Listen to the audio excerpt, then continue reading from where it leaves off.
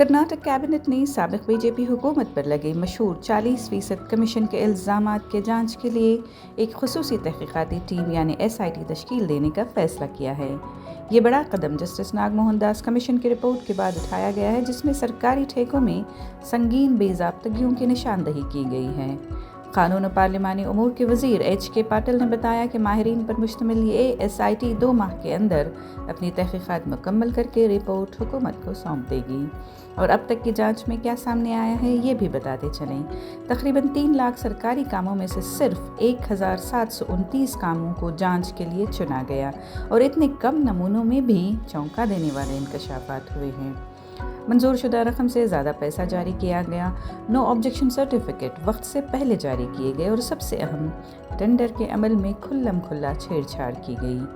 वज़ीर पाटिल का कहना है कि SIT सिर्फ इन्हीं नमूनों तक महदूद नहीं रहेगी बल्कि पूरे मामले की गहराई से छानबीन करेगी।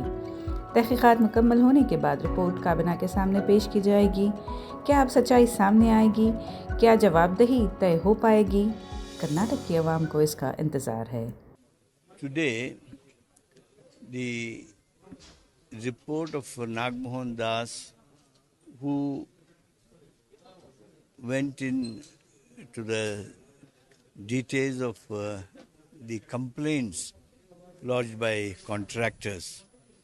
It was gone into in detail, and his report is submitted. There are several serious lapses he has found in the report, and we have decided to constitute SIT to further investigate and find the truth.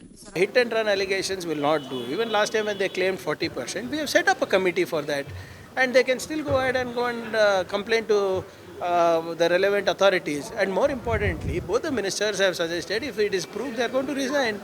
I mean, it is now becoming a habit for anybody who does not get a contract or pay or their bills paid on time. They allege like this. Like, how did my question is, in the previous government, more than 40-50,000 crores worth of contracts were given. At whose behest were they given? Even when there was no money allocated for such projects, contracts were bid.